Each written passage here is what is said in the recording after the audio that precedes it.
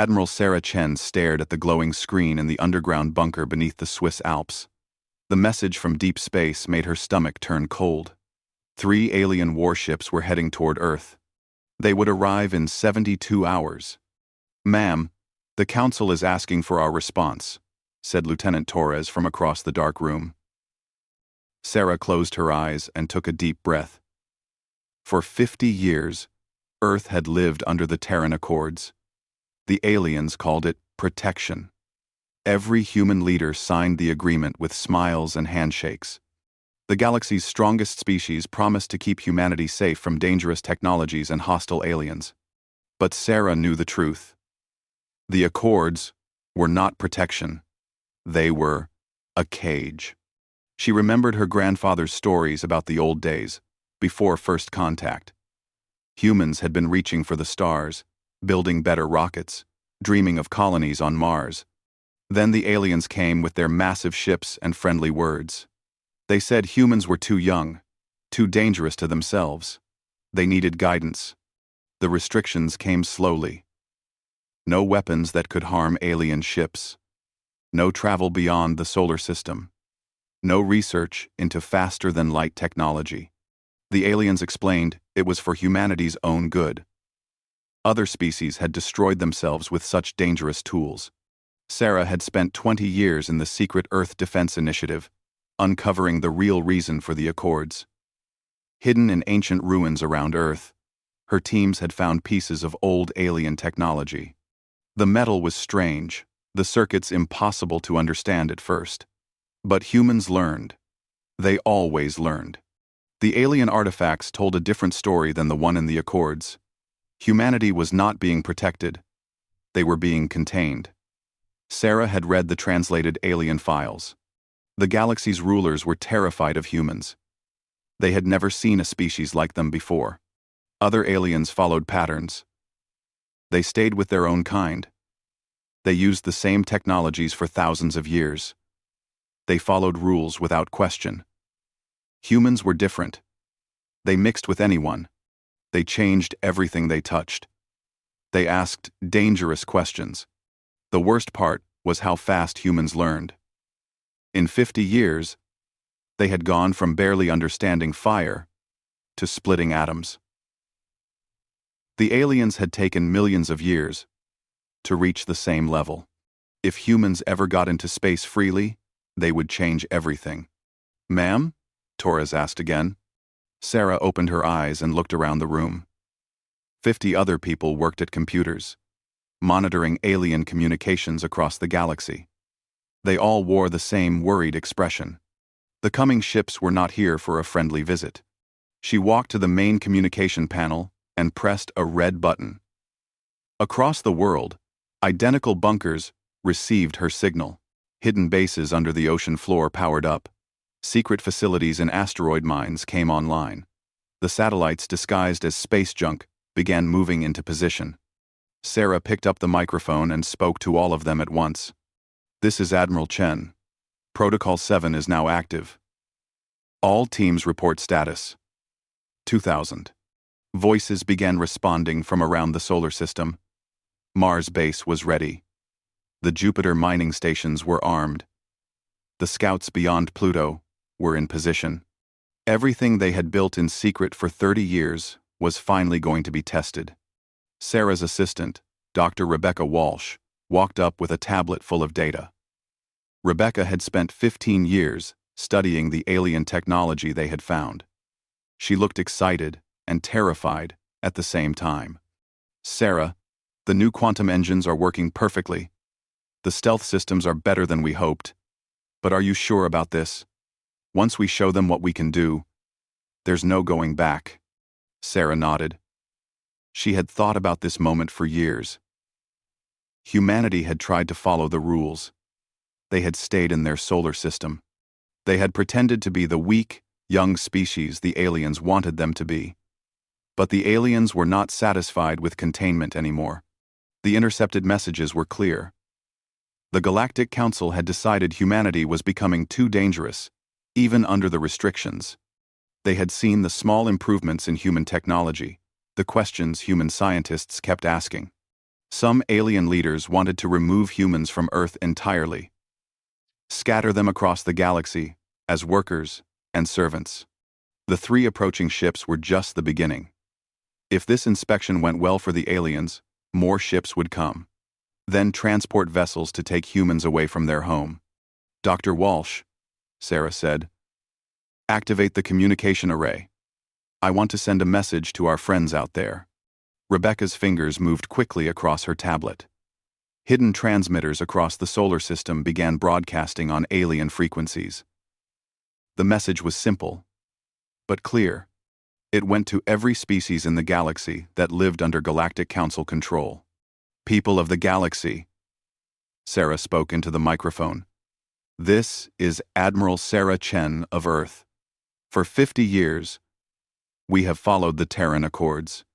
We stayed home. We obeyed the rules.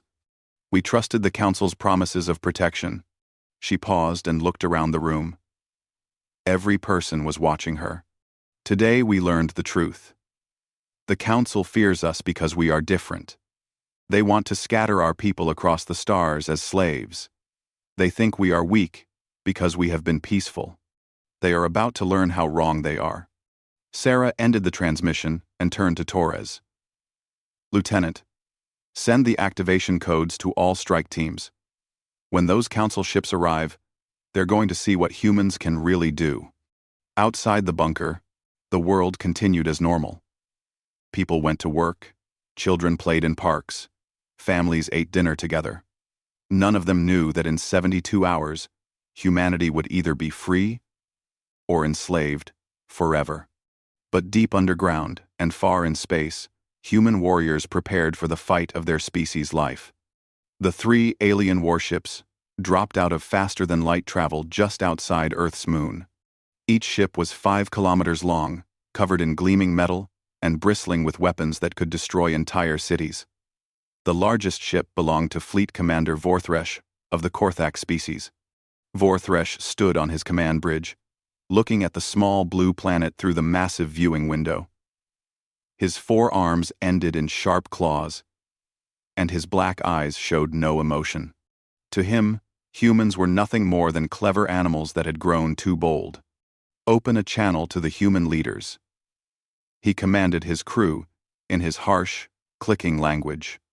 On Earth, President Martinez sat in the emergency meeting room with other world leaders.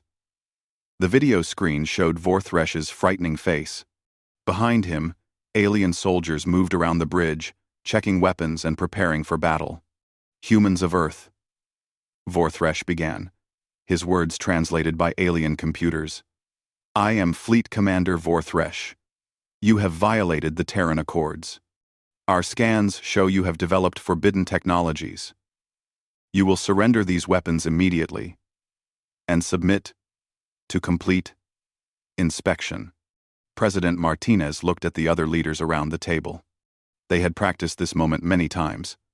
Commander Vorthresh, we have followed the Accords faithfully. We request proof of these accusations and time to discuss any misunderstandings.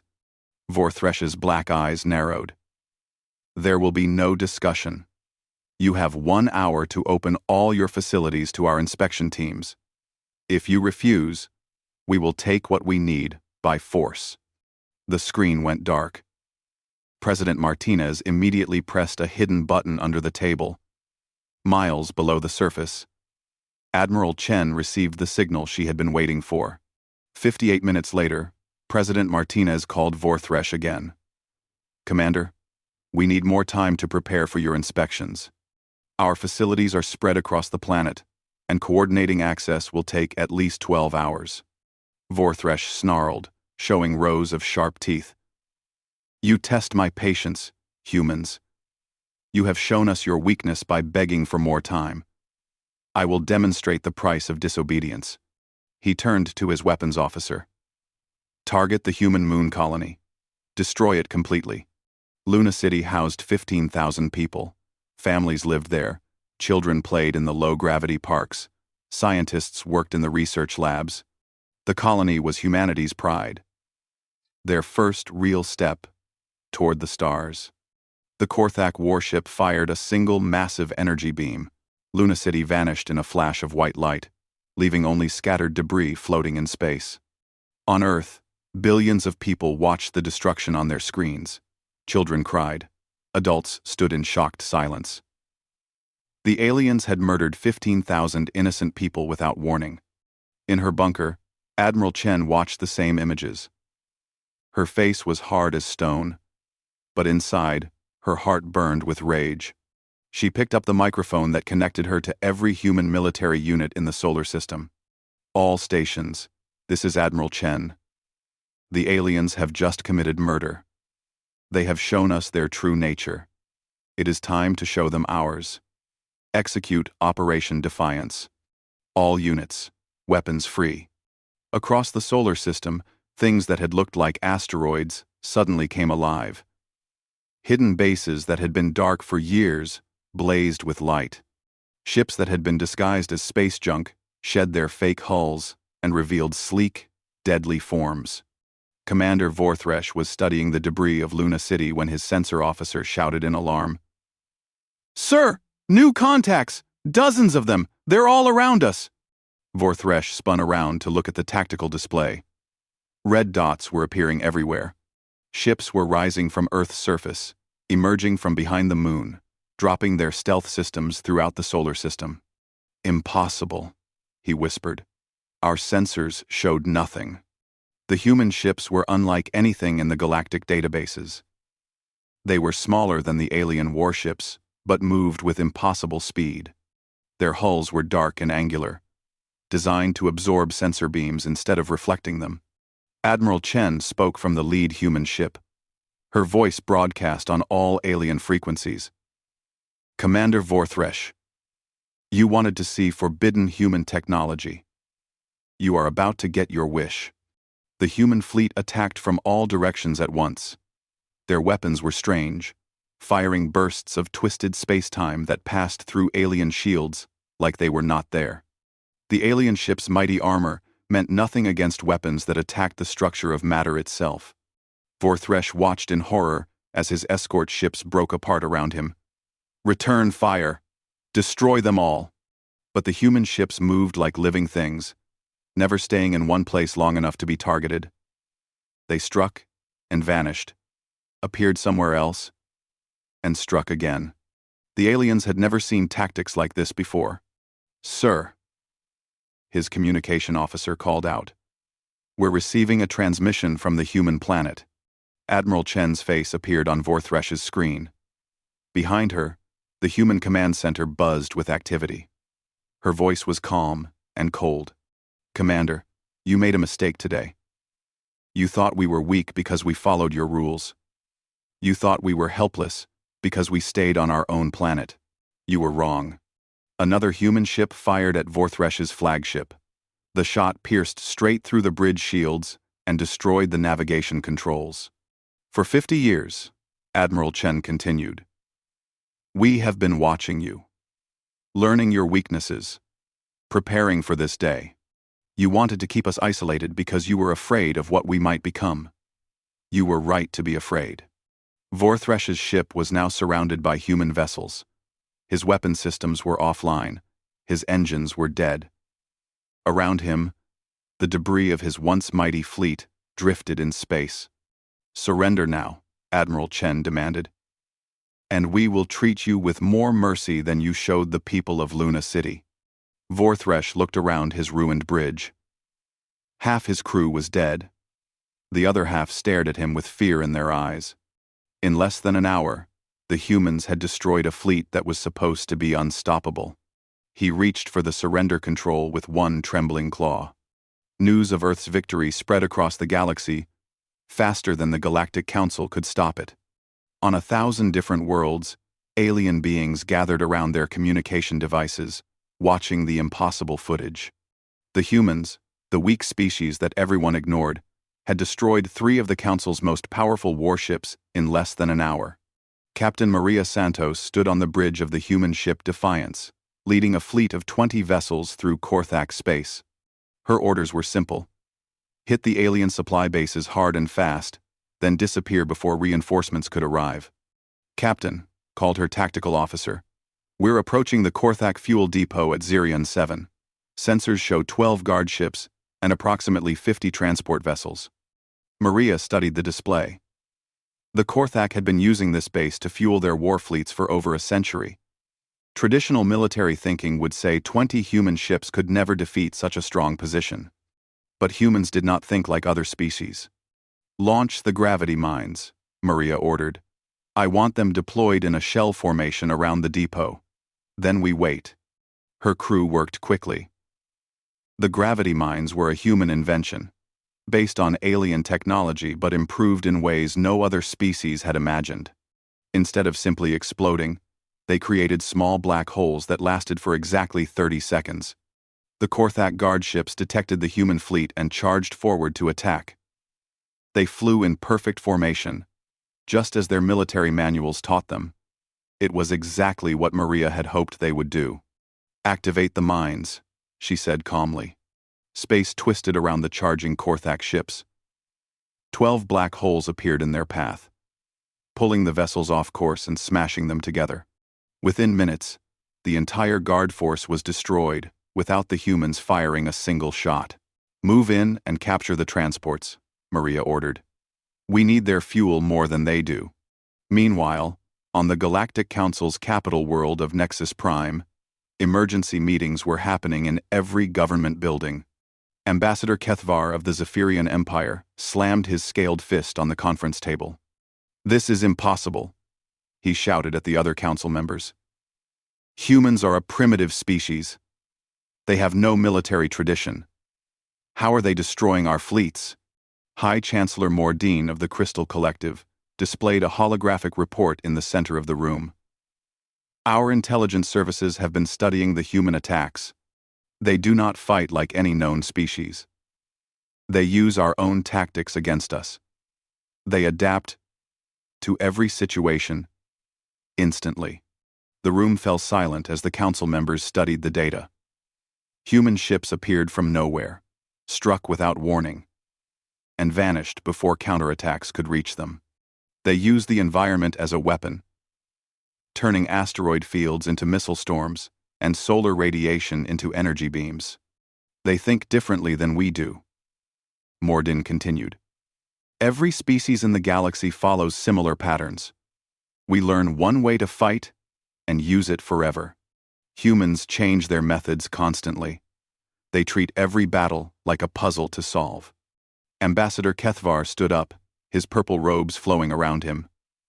"Then we will show them the power of superior numbers. I am mobilizing the Zephyrian Grand Armada. 1,000 ships against their few dozen.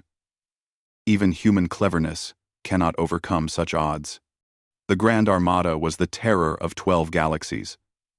It had conquered entire star systems without losing a single ship. The massive fleet began moving toward human space, confident that this rebellion would end quickly. Admiral Chen watched the approaching armada from her command ship, hidden in the Kepler Nebula. The nebula was a massive cloud of gas and charged particles that interfered with most sensors. It was the perfect place for an ambush. "Ma'am," reported her science officer, Dr. Martinez, "the Zephyrian fleet is maintaining tight formation. 1,000 ships in a perfect sphere. They're following standard council doctrine exactly." Admiral Chen smiled. "Of course they are. They always do what their manuals tell them." "Dr. Martinez, are the nebula charges ready?" "Yes, ma'am. We've spent 3 days positioning magnetic field generators throughout the gas cloud. When activated, they'll create an electromagnetic pulse strong enough to disable any unshielded electronics. And our ships? All equipped with the new Faraday hulls. The pulse won't affect us at all." The Zephyrian Grand Armada entered the nebula confidently. Their sensors were partially blocked by the gas cloud, but they had overwhelming firepower.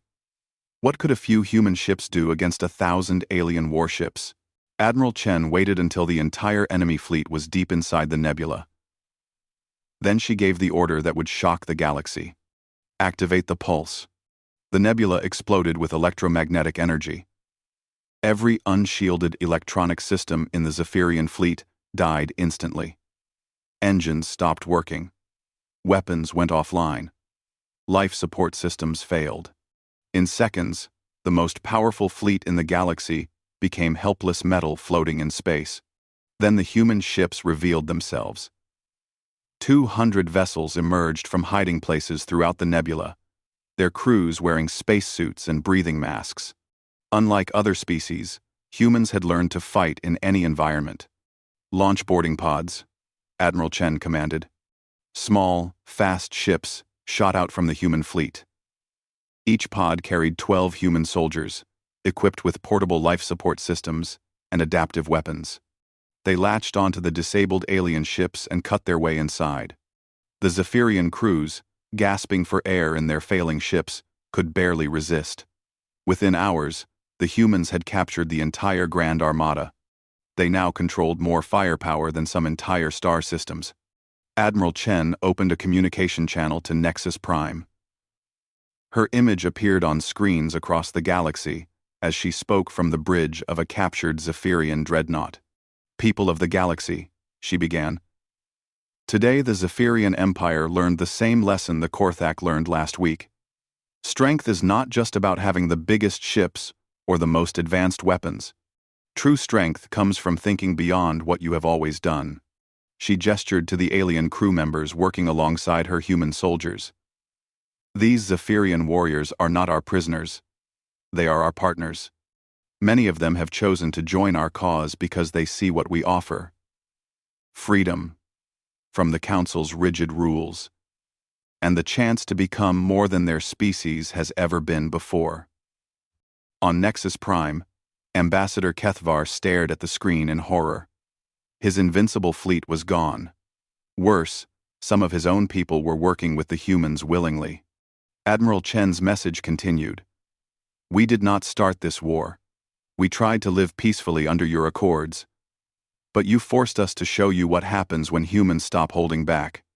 The galaxy is about to change forever." The fall of the Zephyrian Grand Armada sent shockwaves through every star system in the galaxy. On worlds that had been under Council control for thousands of years, alien populations began asking dangerous questions. If the mighty Zephyrians could be defeated, maybe the Council was not as powerful as everyone believed. Dr. Yuki Tanaka sat in the Human Communications Center on Mars, broadcasting messages to oppressed species across the galaxy. Her team had spent years learning alien languages and studying their cultures. Now that knowledge was becoming humanity's most powerful weapon. "Citizens of Altair 4, she spoke into the microphone, her words being translated into the musical tones of the Melodian language. "Your people have served the Council for 800 years, mining precious metals, while your children go hungry. The humans offer you a choice. Continue as slaves, or stand up and claim your freedom." The response was immediate. Melodian workers, on dozens of mining worlds, began sabotaging Council equipment. Their songs, which the Council had always ignored as primitive noise, carried coded messages coordinating resistance across light years of space. Similar uprisings began everywhere. The aquatic Merdai stopped delivering food from their ocean farms. The insectoid Skrenti queens refused to let their warriors fight for the Council. Even the peaceful plant-like Verdians began withholding the medicines that kept many Council species healthy. Admiral Chen had established the Free Species Alliance with a simple promise. Any world that declared independence from the Council would receive human protection and technology sharing. Unlike the Council's iron rules, the Alliance offered genuine partnership. Commander Tikal of the Merdai was the first alien leader to visit Earth personally. Her blue-scaled body needed a water-filled suit to survive in the human atmosphere, but she was determined to see these strange mammals who had changed everything. "Your species confuses us," Tikal told Admiral Chen as they walked through the rebuilt Luna City. "Every other species seeks to control others. You offer to share power freely. Why?" Admiral Chen paused beside a memorial wall, listing the names of those killed in the original Luna City. "Because we learned something important from your attack on us.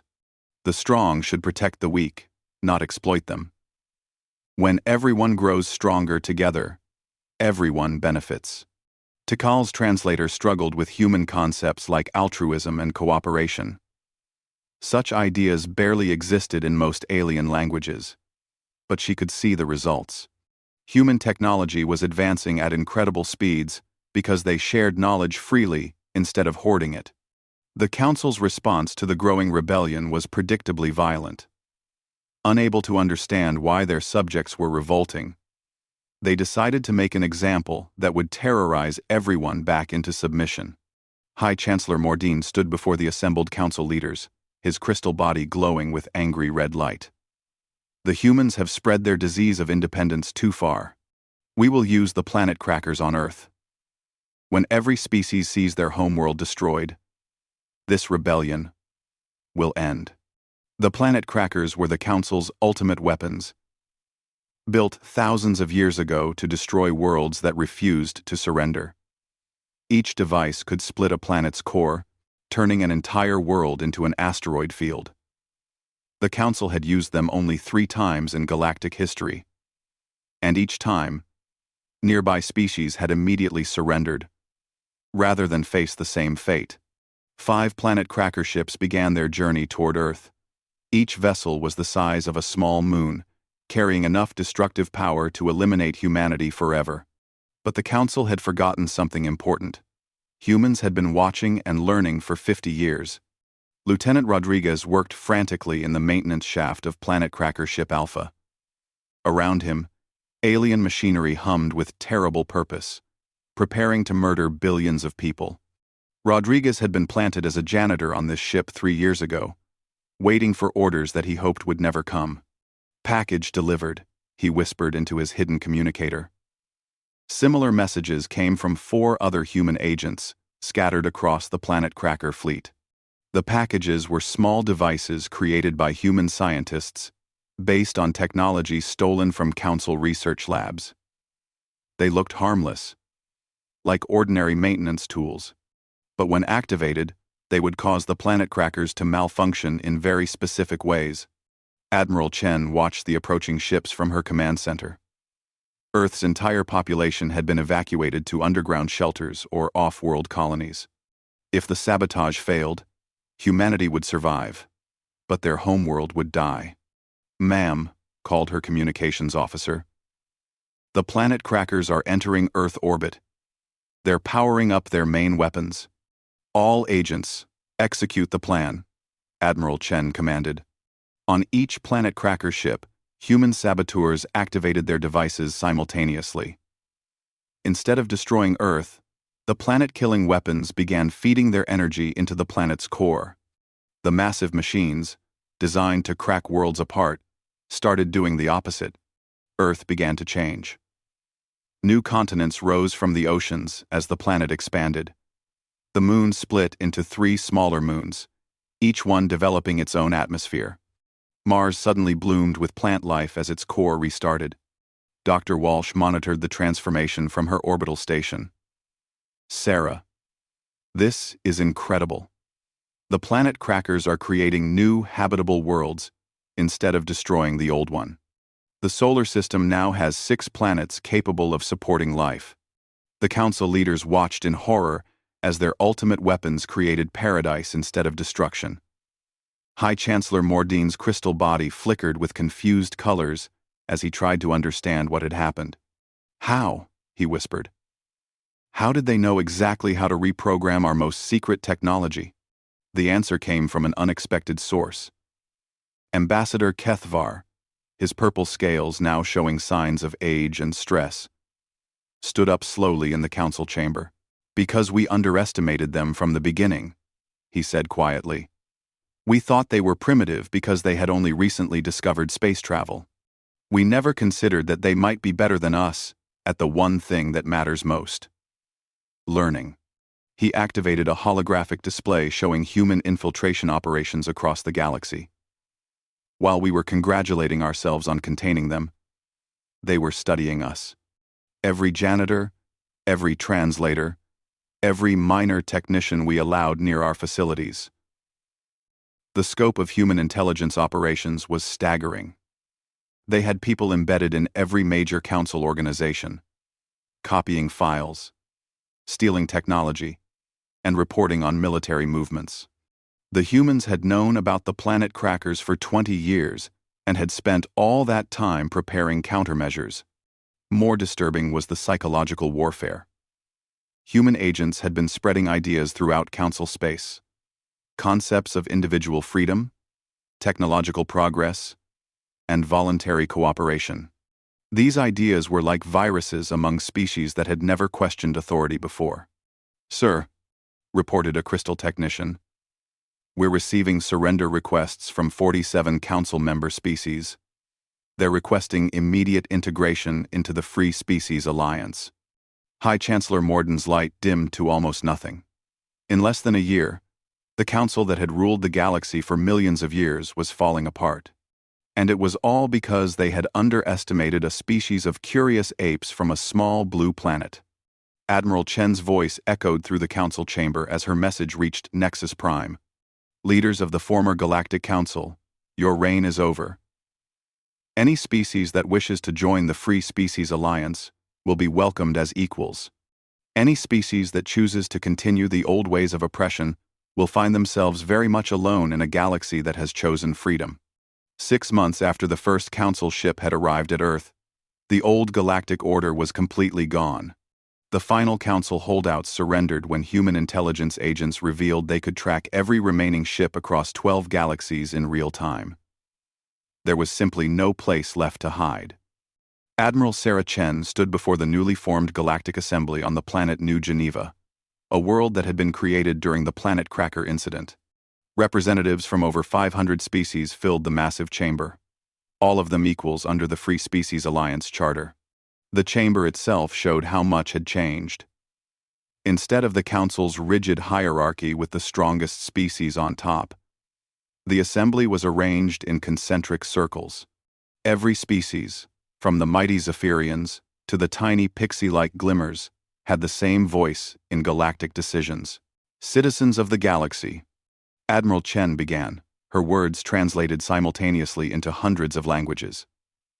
6 months ago, many of you lived under systems that told you what to think, what to build, and how to live. Today, you are free to choose your own path. In the audience, Tikal of the Merdai listened carefully. Her people had flourished under human guidance, developing new underwater cities and sharing their biotechnology with land-dwelling species.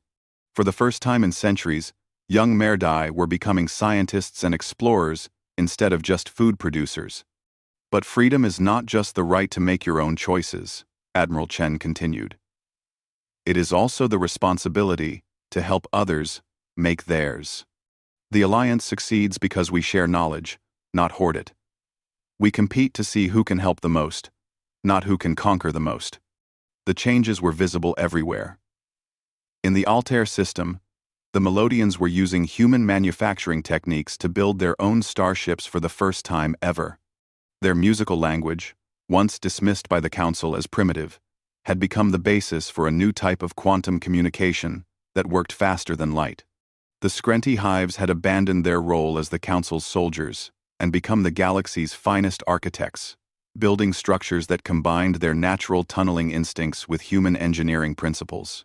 Their warrior queens now competed to see who could design the most beautiful cities. Even the crystalline beings like former High Chancellor Mordine had found new purposes. Mordine himself now worked as a mediator, helping resolve disputes between species, with his ability to see all sides of complex problems. His crystal body had regained its bright colors as he discovered the joy of solving problems instead of suppressing them. Dr. Rebecca Walsh presented the annual technology report to the Assembly. The numbers were staggering. Medical advances had eliminated diseases that had plagued civilizations for thousands of years. New energy systems provided unlimited clean power. Terraforming techniques could turn dead worlds into gardens in just a few years. "The key to our success," Dr. Walsh explained, "is that we combine different ways of thinking. Human creativity, Merdai bioengineering, Skrenti construction skills, and Zephyrian energy manipulation.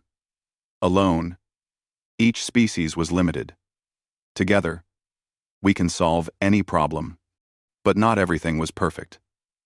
As Admiral Chen walked through the Alliance's new capital city that evening, she couldn't shake a feeling of unease.